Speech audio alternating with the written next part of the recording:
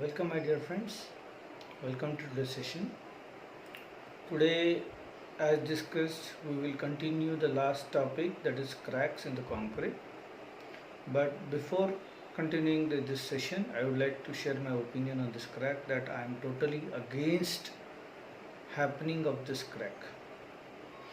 As a QC engineer, as a QC professional, it's our prime responsibility to take all kind of proactive measures towards avoiding of occurrence of these cracks. So there are some basic procedures which we can follow to avoid such cracks happening itself. If you can avoid such cracks happening itself, your half battle is won. Now, what are the measures you can take to avoid such kind of crack happening? One is proper pour plan. The pour plan must consist of number of transit mixer he is going to use, number of boom placers or pumps he is going to use. The location of the pumps in the drawing should be elaborated. Pour strips, what are the size of strips is going to make, so that the rate of pour will not be affected and the core joint can be avoided. Then sequence of the plan, which area from which corner he is going to start, how he is going to plan, how many workers he is going to mobilize, and what is the time he is going to start, what is the volume of the work. Everything he should mention in a pour plan, and it should be given to the client 72 hours before, so that even the client will have a sufficient time to review and come back with the comments. So this is one part. Second part, where we can give a proactive solution for avoiding the occurrence of the crack, is avoid sunlight or heat to the surface of concrete or wet concrete. Avoid wind flow, so that the faster evaporation will be avoided or the shrinkage will be avoided. Third one is avoid core joint. Again, you can avoid this core joint by planning a pour properly. The beam, especially the larger or wider beams or deeper beams, shall be placed in two layers, that too avoiding core joint. So here our presence will make much importance towards avoiding the occurring of this crack, right? But still, if the crack occurs, even after all kind of measures, let us see how this can be repaired or stabilized. Today's session I will be discussing for the cracks which are not related to design stability or not affecting the design stability of the structure, because the cracks which are design wise fail are out of our repair control. So such cracks must be decided by such repairs of those cracks must be decided by designers only. Okay, I will be covering the common type of cracks which occur due to faster shrinkage or due to slurry loss or due to minor settlement cracks like floor slabs. Okay, so let us see one by one the type of cracks. As per minor cracks concern, the type of cracks are majorly divided into 5 types, that is horizontal cracks, vertical cracks, shear cracks, step cracks, and floor cracks. You can see photos to better understand. Now, step crack, shear cracks, generally vertical cracks, they are generally observed in blocks, even as well as the horizontal cracks as well. Now, horizontal cracks will have many reasons, that is floor settlement or abnormal construction joint or layer joint. May have multiple reasons. So reasons we have already gone through in the earlier session. In today's session, let us see what are the type of repairs for such kind of cracks. As far as repair concerned, there are 8 type of repairs for such minor cracks. Out of that, I will be explaining you 6 repair methods, as 2 of them are again done with the suggestion of designers. Okay, though they are not so they may not be so serious among design concern, but still they are preferred to be done in presence or in the concurrence by designers only.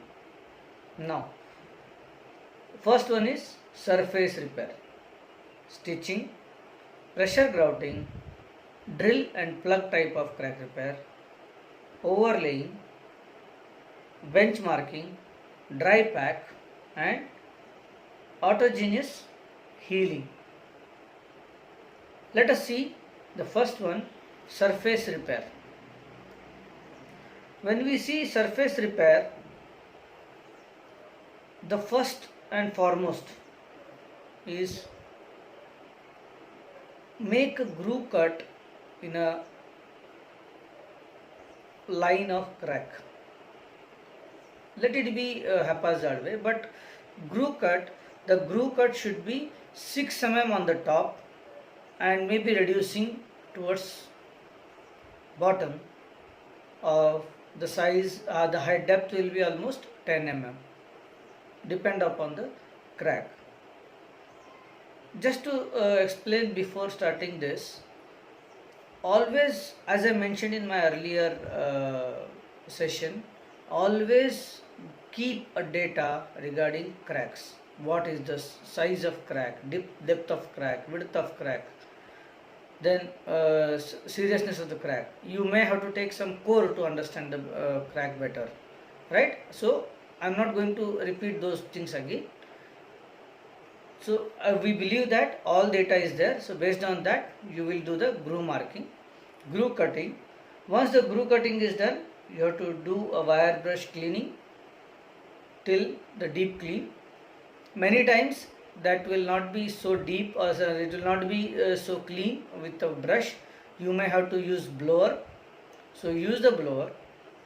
Now when it comes to filling, the filling will be done in 2 different materials, that also suggested by designers mostly, but still the manufacturer recommendation plays a major role here.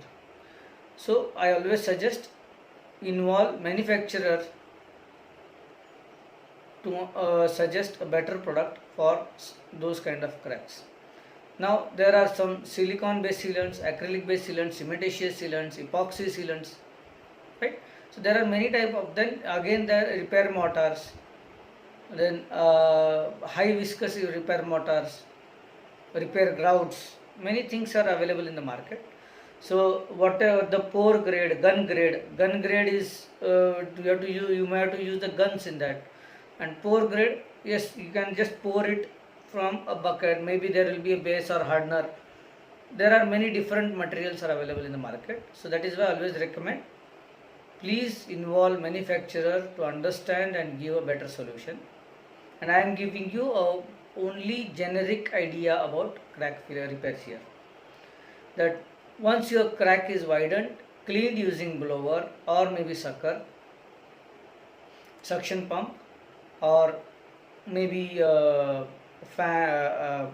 normal brush, using brush, depend upon the dust accumulated, and then use this sealant or a grout or a mortar to fill from the top, and use a putty as you can see in the picture here, use a proper blade or a putty to wipe it up. Now many areas, many projects I saw that this is the procedure they use. But why I am explaining this and why I am emphasizing on this as a quality is, here comes our role, quality control's role, that the repair should be neat and clean. So we may have to use tapes, cello tapes or masking tapes or paper tapes, whatever you call, those tapes to avoid mortar or excess mortar loss or excess sealant loss. And once it dries, you can remove the tape, so it will come in a straight line, look neat. Right? Sometimes we may have to chip a surface little bit more to avoid wastage of repair material, or sometimes once the operation starts, the nearby material will peel off and sealant will be like concave, right? So for those kind of small issues, then surface moisture, some manufacturer recommend 0 to 5% maximum moisture content on the surface. So in that case, we have to arrange, or we have to wait till moisture come down, or we may have to arrange for surface repair, surface dry, right? So there we have to play a major role as a QC. So the ultimate is, the repair should not come out. Now, why these repairs are not acceptable everywhere? The limitations of these repairs are, well, the advantages which very easy to do. The limitations are, you are not plugging these cracks till the entire depth. You are plugging it from the top. You are just bridging the crack with a maybe flexible sealant or maybe a good tensile sealant, where good elastic sealant, where whatever movement comes, this sealant will not propagate the crack on the surface. So what is the next type of repair where I can solve this? The next type of crack what we are discussing is pressure grout. Yes, this might be a very common word for you. Pressure grout is, and nowadays I could see many projects are implementing this, because this is the most effective method of plugging the cracks. The reason is, these pressure grouts will be very low viscous, so that it should reach the bottommost corner of the crack, right? And it flows with its own viscosity characteristics. So we have to press it, that's all. It will go and plug all the possible voids and gaps or cracks wherever it can flow, wherever it can go, right? So what has to be done? The first method is always same, that cut the groove in a V groove shape along the crack, plug with the temporary mortar, packing mortar, dry pack. I'll explain you the dry pack next in the last slide. But dry packing, we'll pack it. The difference here is, we'll put some nozzles at some interval, depend upon the manufacturer recommendation. It may be 200 mm, it may be 400 mm, it may be 1 meter also, depend upon the structure, depend upon the manufacturer recommendation, depend upon the viscosity of the material. The nozzles will be kept, the nozzles will be let dry, the package around the nozzle and the bore packing will be left to dry. Once it dry, then the repair mortar or repair grout. Either it may be a epoxy, or it may be a cement slurry, or it may be a PU. Nowadays PU grout is getting much in demand. So PU material, it depends upon the material you want to use. Those liquid materials will be inserted through these nozzles using obviously pump, you can see in this picture, with certain pressure. There is no pressure measurement required, but the pressure is required so that the liquid should start flowing through the cracks inside, and once it fills all the gap in that crack area, it will come out from next nozzle. That's a symptom or a sign that one nozzle to another nozzle area is packed. The moment it starts coming from the top, next nozzle, this nozzle you have to remove the plug and shift your pump to next nozzle by plugging this. Like this, you have to go on filling from one nozzle to another nozzle,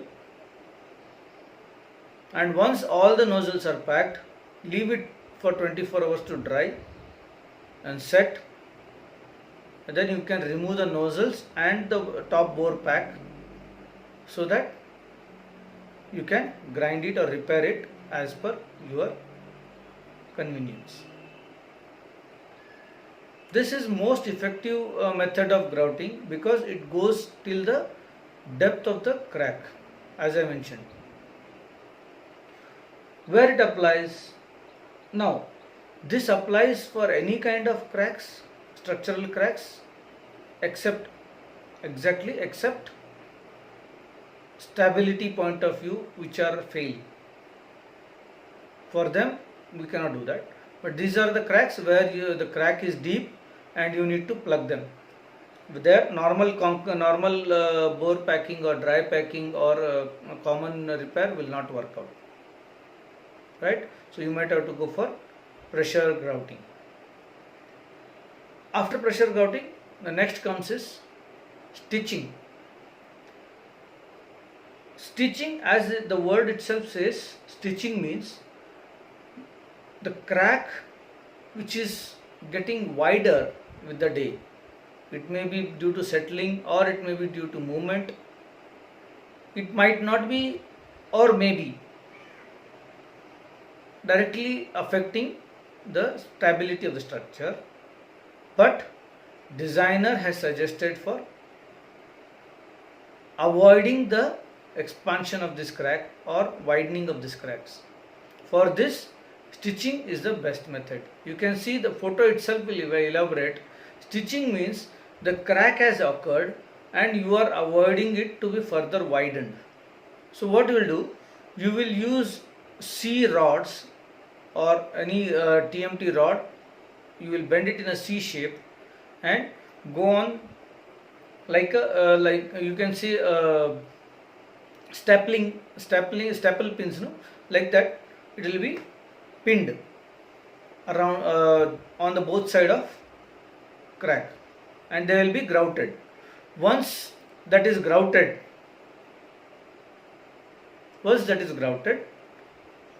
the structure, the element around across the crack will not allow the crack to get widened, or it will restrict the movement in that area.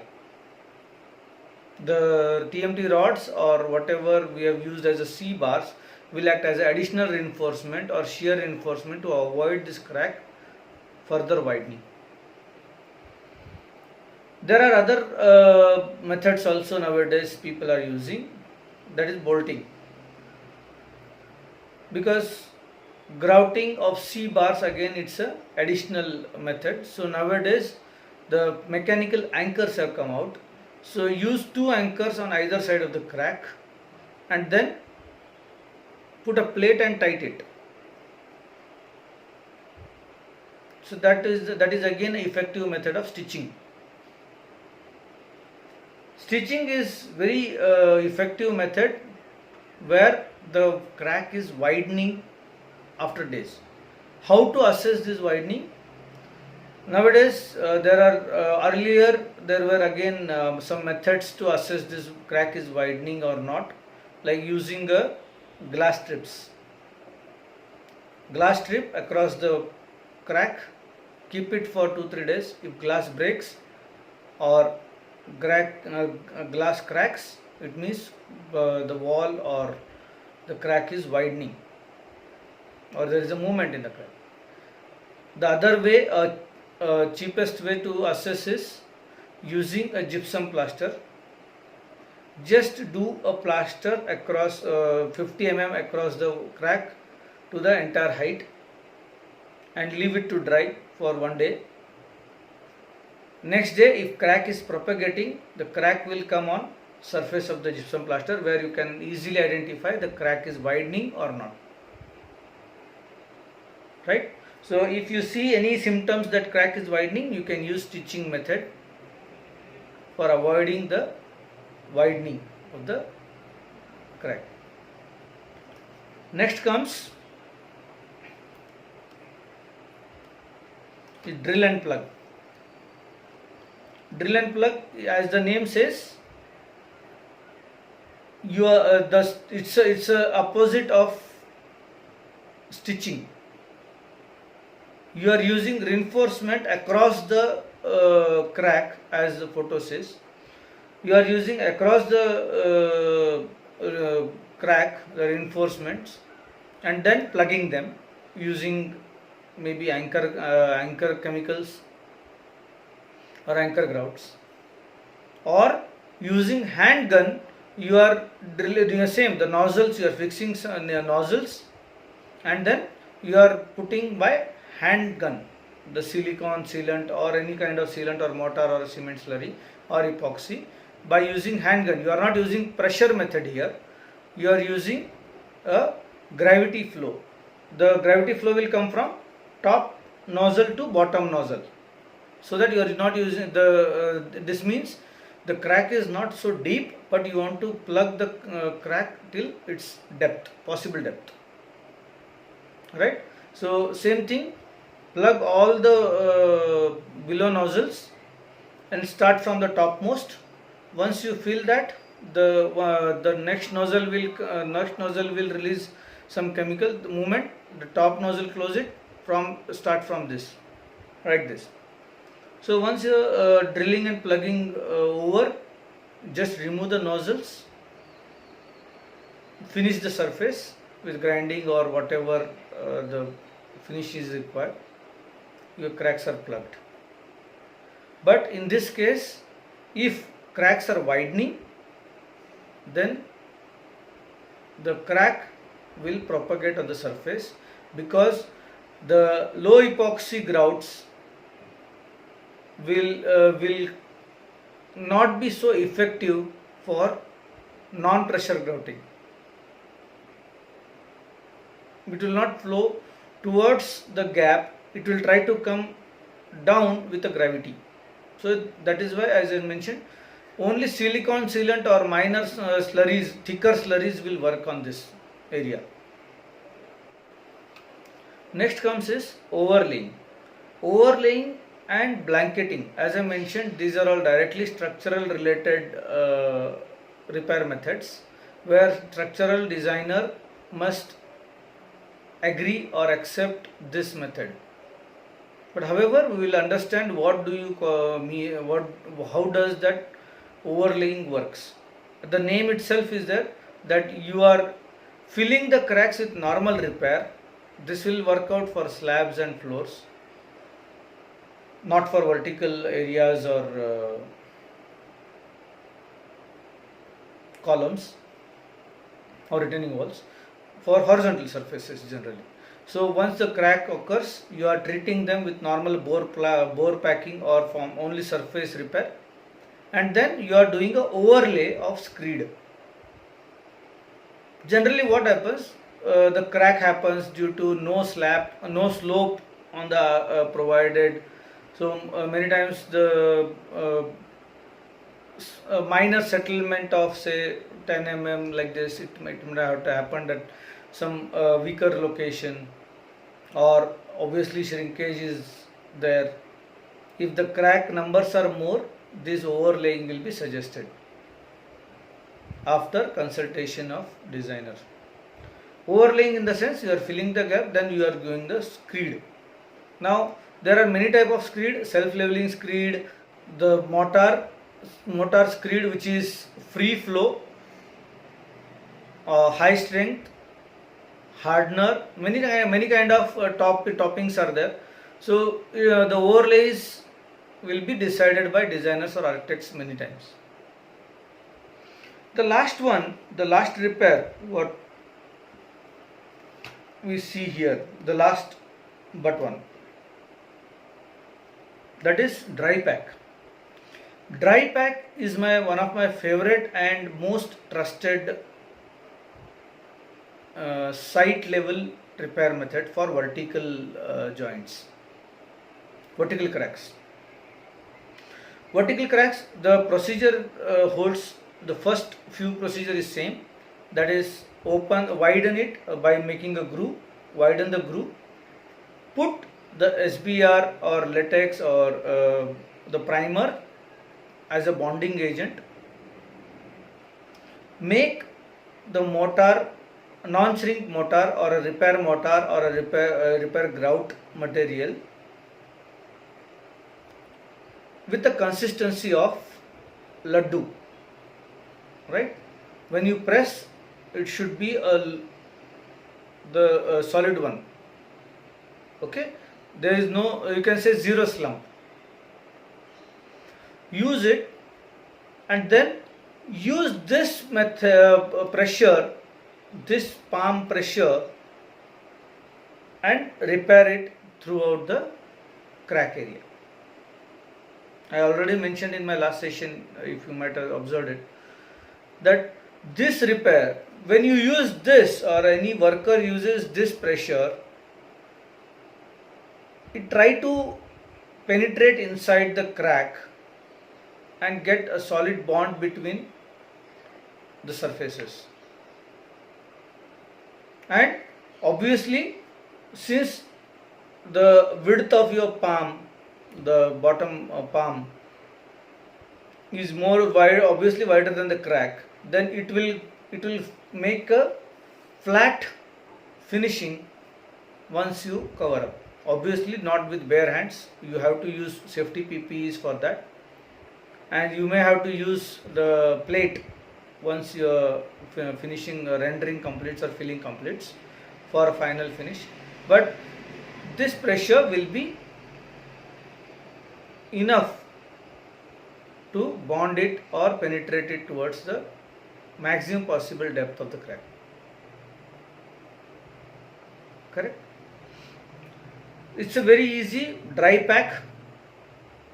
Then if it is a horizontal one, you may use wooden float for pressing it. As you are doing working facing down, so your normal wooden wooden mallet, wooden float will be enough to press it till the down. But yes, to avoid wastage, use a good consistent material with a laddu consistency and press it with the palm. This is a dry pack, and the benefit of this dry pack is you don't have to worry about shrinkage. Where there is more slump or high consistency material or flowable material, the shrinkage chances are more.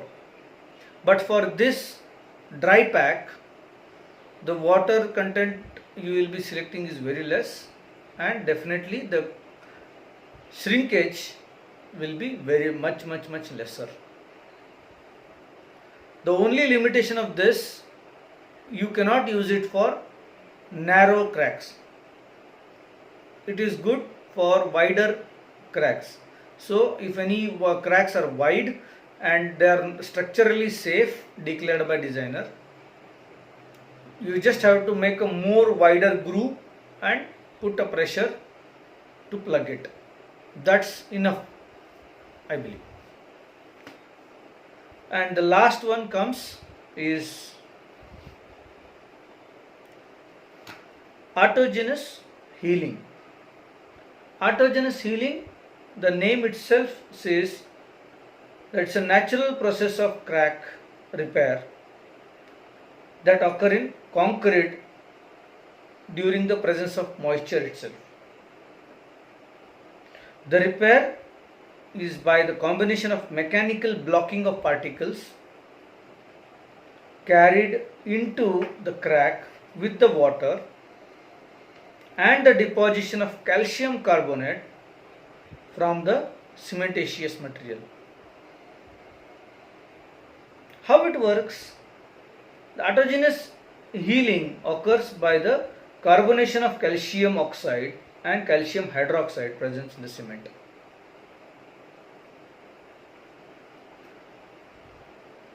And the CO2 from the nature, air or water will help those chemicals to form a crystal or a crystalline structure. When it all the crystals, when these crystals precipitate and accumulate and grow throughout the cracks, they will try to come out with the pressure, and while this process coming out, forming the crystal, precipitation, all this process, during this process, the old surface of the crack will start bonding with this crystal, and it heals the concrete surface, the crack. The technology is less adopted at present, but there are many researches are going on, and recently you might have heard about the live concrete. It is nothing but the same. Any cracks will be healed by using the internal chemicals or internal elements itself. So this I try to conclude today. I hope you people like it. If you like it, please share it. Please subscribe. Please do comment in the box. I will be coming with new videos furthermore. Till then, see you soon. Be safe. Bye.